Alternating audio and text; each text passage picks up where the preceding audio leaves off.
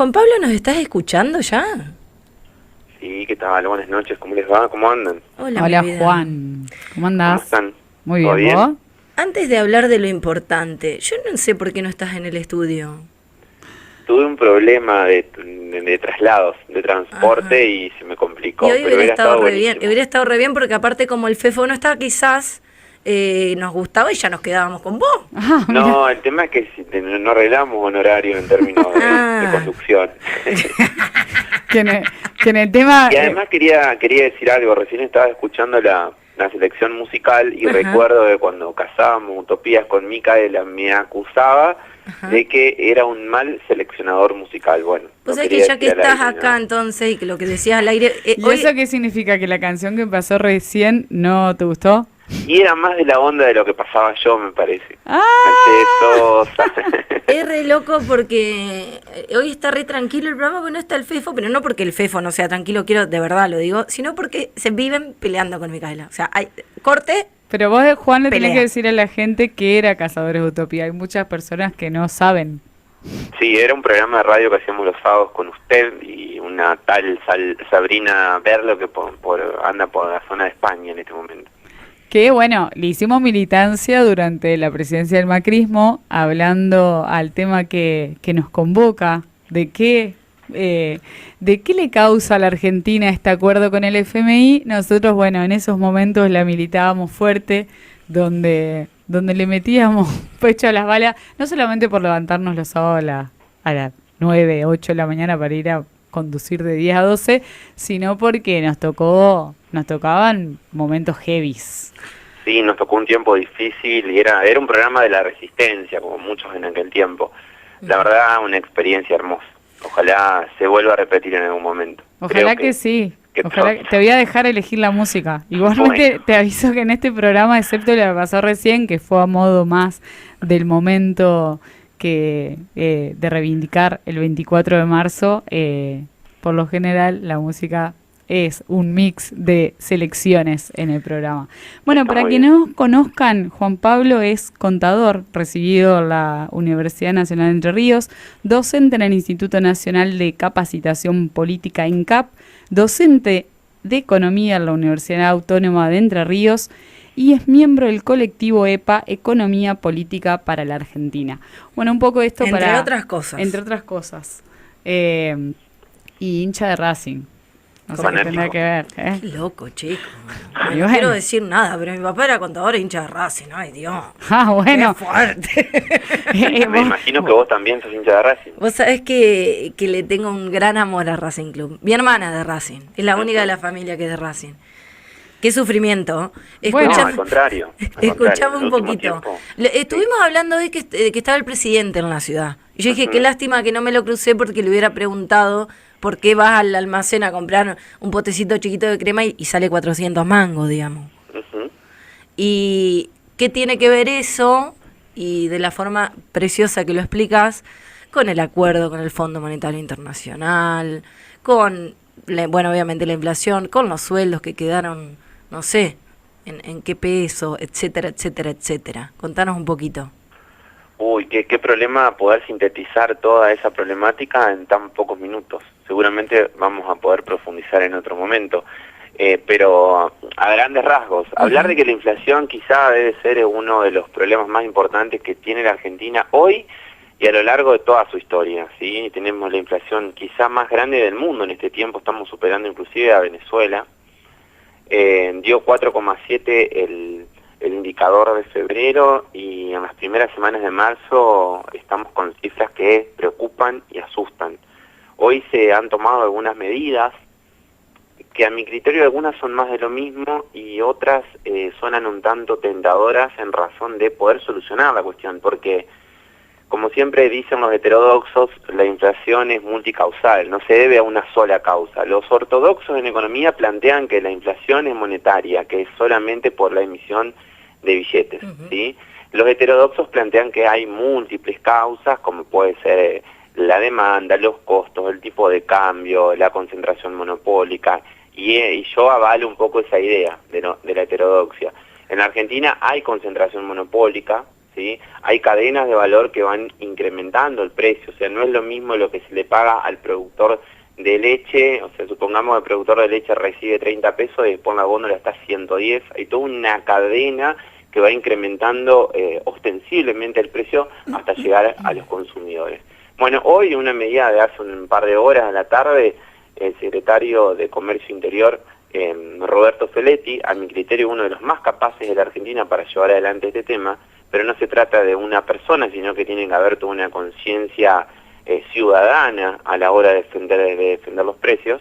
Lanzó una especie de variante de precios cuidados, más precios cuidados, de 60 productos esenciales, porque me parece que cuando uno habla de 1000, de 500 y demás, es como muy extenso, ¿no? Y las clases populares siempre necesitan los productos necesarios para vivir, arroz, azúcar, yerba, indispensables, ¿no? Nada de 1000 productos, sino que con 50, 60 se puede construir una canasta básica alimentaria importante. Bueno, la idea es que en los comercios de proximidad, que son los pequeños almacenes y demás que tenemos en la actualidad, para eso va a tener que haber un gran control por parte del Estado, se mantengan estos precios cuidados a partir del 7 de abril, en principio hasta el fin de año. Ojalá sea así, ¿no? Porque es lo que necesitamos. Hoy uno de los grandes problemas que tenemos es que no sabemos cuánto sale un paquete de arroz, no sabemos cuánto sale el azúcar. En cada supermercado hay precios totalmente distintos. Entonces tenemos que exigir eso, denunciar, y que las denuncias traigan consigo una respuesta fuerte por parte del Estado, ¿sí? No tengamos un Estado ausente en la sanción a aquellos que generan la formación de precios.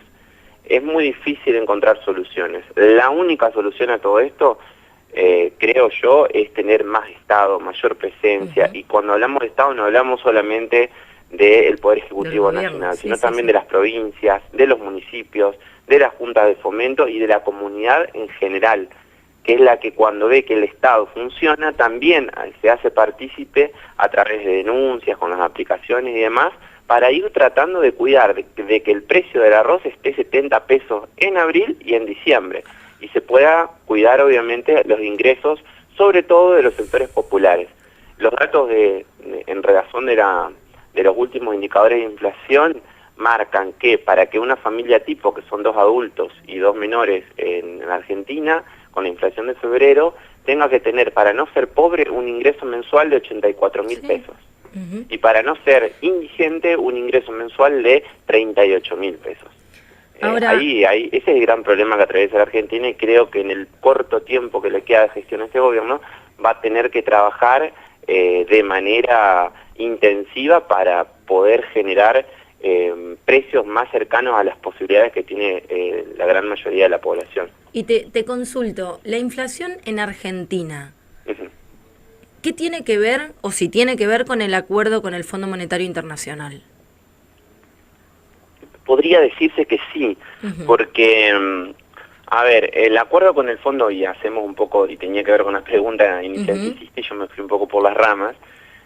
Primero hacemos un poco de introducción en relación a que el acuerdo que se dio en el 2018, totalmente leonino para los intereses del pueblo, se tuvo que rearmar, reestudiar, y se alcanzó una nueva negociación. La mayoría estamos en desacuerdo en función de que esa negociación hubiera podido ser mejor, pero en este tiempo histórico que se hizo esa negociación, donde carecemos de reservas, y ahí hay un problema que tiene que atender el gobierno nacional, no quedaba otra alternativa, porque si no se hacía esa negociación, lamentablemente caíamos en default, y obviamente iba a haber un desplazamiento del tipo de cambio abrupto que iba a provocar una devaluación y obviamente niveles de hiperinflación. Por eso tiene que ver, ¿sí? Si no se hacía ese acuerdo en este tiempo histórico que estamos atravesando, íbamos a tener escenarios de hiperinflación. Hoy tenemos escenarios de 4, 5, 10 mensuales. La hiperinflación es cuando superamos el 100% anual, ¿sí? No sé si este año, espero que no pase eso, porque sería un descalabro social, ¿no?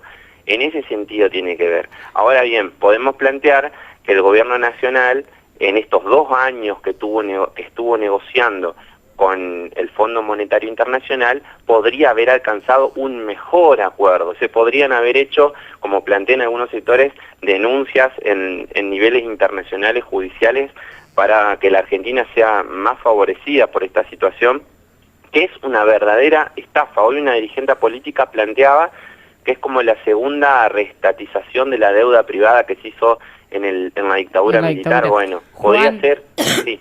Con respecto a esto, que perdón que te interrumpo, porque era justo ahí donde yo te quería preguntar, es hay muchos sectores desde el mismo gobierno, y de hecho fue uno de los acuerdos, la mayoría en lo que fue el 8 de marzo, en la marcha de las mujeres, de decirle no al FMI, es que hacían una comparativa de cuando nosotros asumimos la deuda al FMI en la década de los militares. Entonces, haciendo una comparación, diciendo otra vez vamos a cometer el mismo error de tomar como propia una deuda ilegítima, porque si bien Macri fue un gobierno elegido por el pueblo, nadie sabe dónde se fugaron los 57.000 millones de dólares, y el mismo expresidente de la Nación llamaba a decirle que no al FMI.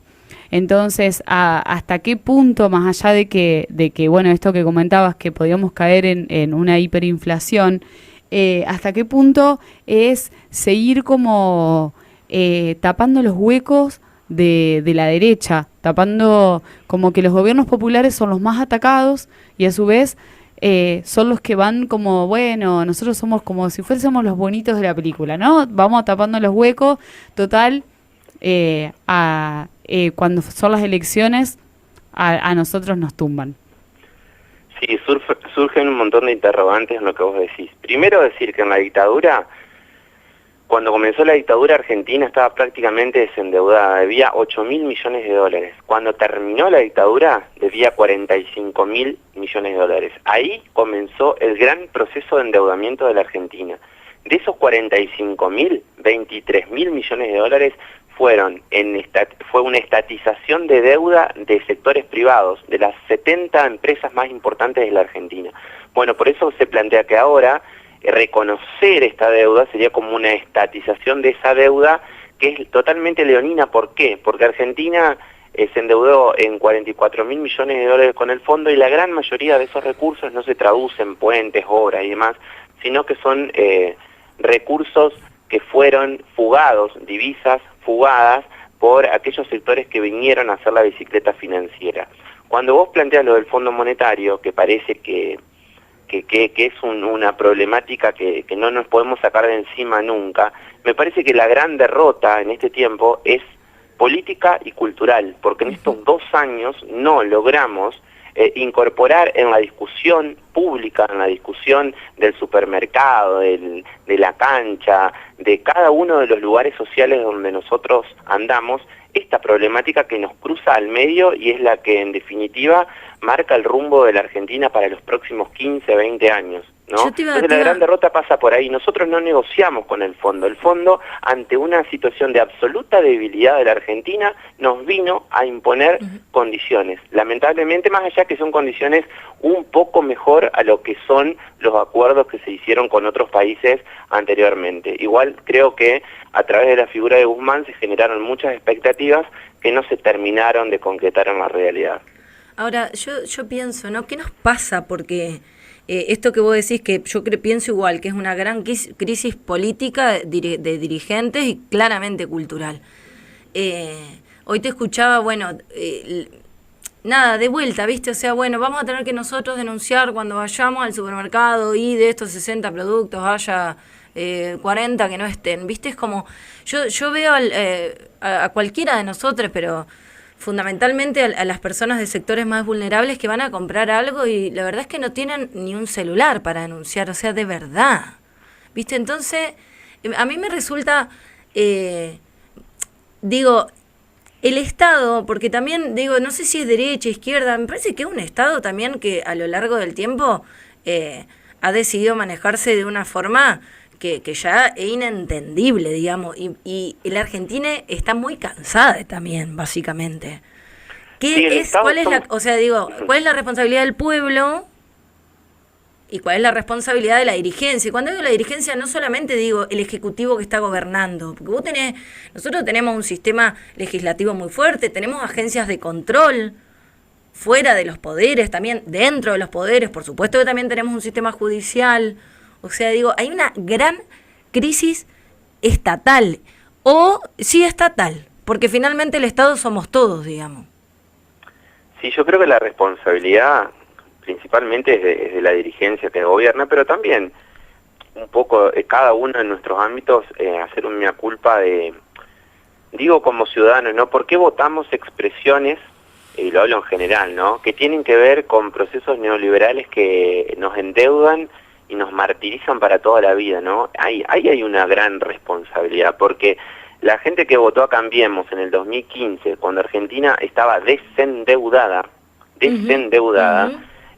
también se tiene que hacer responsable de semejante descalabro, ¿no? Porque a partir de ahí surgen un montón de cuestiones que tienen que ver con la realidad que estamos atravesando hoy.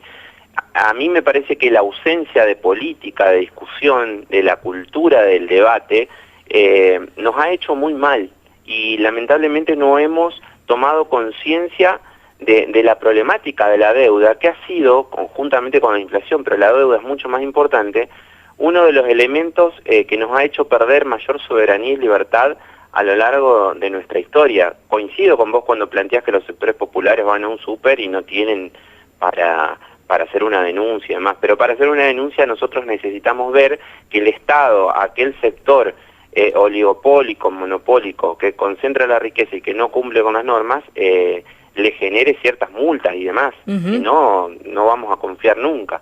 Hay que recobrar esa situación donde la población se sienta parte del Estado, y para eso necesitamos un Estado fuerte. Se está tratando desde los sectores hegemónicos vinculados con la derecha, imponer un sentido de un Estado débil, así como se hizo en la década del 90, que lo del Estado no sirve para nada. Ahora viene Macri y dice que va a privatizar Aerolíneas Argentinas, Milei dice que va a dolarizar. Lo digo porque son dos nombres propios que hoy tienen grandes chances de gobernar la Argentina dentro de 1 año y medio. Y sería catastrófico, mucho peor de lo que estamos atravesando hoy. Entonces, nos queda poco tiempo para revertir esta situación y para hacer la disputa del sentido común desde una perspectiva popular, ¿no? Para que podamos defender nuestros propios intereses. Pasa con el tema de las retenciones. Hay mucho laburante de sectores populares que dice que no se metan con el campo, con las retenciones. La mayor parte de los países implementan retenciones, y más en un escenario de guerra internacional, donde hay aumento de los commodities, justamente a causas extraordinarias, que no tienen que ver con producir más o producir menos, sino que tiene que ver con una situación extrema que es una guerra. Entonces los países tienen que proteger su industria, pero sobre todo no vincular todo con la exportación, sino que abastecer el mercado interno, ¿no? Entonces, o se regula el precio a través del aumento de las retenciones, y si no, no hay manera, por ejemplo, de cuidar el valor del pan, algo tan esencial para la comunidad y el pueblo argentino. Hablábamos hoy con Miki de eso, que hoy comprar pan y yerba, porque de repente ir a comprar pan, comprar yerba, cargarle un poco de nafta, porque volvimos a decir, no, cargame 1000, termina siendo un lujo. Totalmente. O sea, hoy es un lujo, cuestiones básicas, ¿no? Derechos humanos fundamentales, básicamente. Pero fíjense cómo el campo popular, hablando de derrotas culturales, no tiene hoy, bueno, mañana se va a dar una posibilidad de mostrar una fortaleza en una gran movilización, ¿no? Pero el sector hegemónico, la clase dominante en Argentina, defiende las 24 horas del día sus intereses a través de los medios y demás, y va generando un sentido común para que defiendan ese interés. Y nosotros, desde los sectores populares, no logramos unificar y homogeneizar criterios para salir en defensa.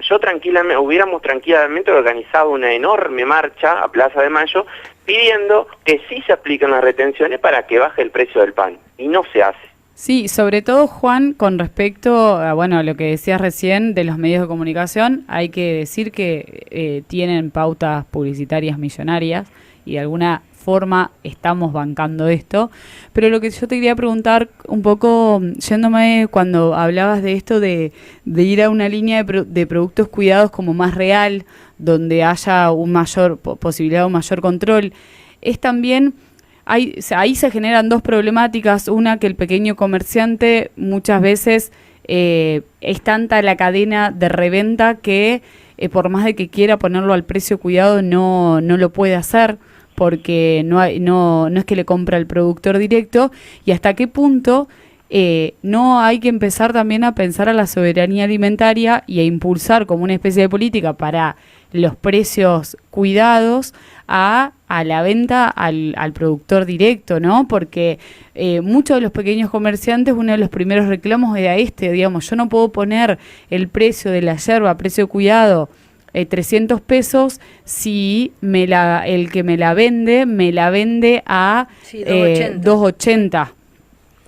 Sí, totalmente. Coincido con vos, Micaela. Fíjense el ejemplo de Bolivia, como hay una empresa del Estado del sector alimenticio que está funcionando muy bien y que está regulando el valor de los alimentos. Argentina produce alimentos para 500.000 habitantes en el mundo, tenemos 46 millones de personas y el 30% se alimenta mal. Entonces hay un gran problema, hay una profunda incoherencia e injusticia social. Total. Y entonces coincido plenamente con vos también, la implementación no solamente de una empresa del Estado que regule los alimentos, sino también de mercados centrales en cada una de las provincias y de las ciudades y demás, donde se achique esa cadena de valor que le va poniendo valor a los productos sin agregarle valor, pero que hace muy lejana el precio original con el consumidor. Entonces ahí hay que trabajar, hay mucho que hacer, y seguramente si se profundizan un poco las militancias que incentiven a que desde el Estado se implementen este tipo de medidas, vamos a poder hacer algo.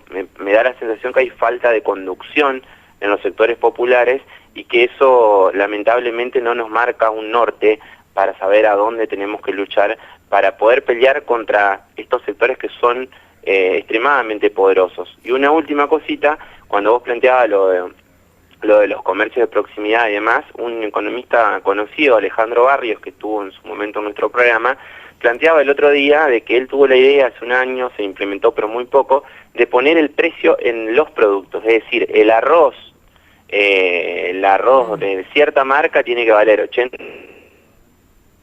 en la etiqueta.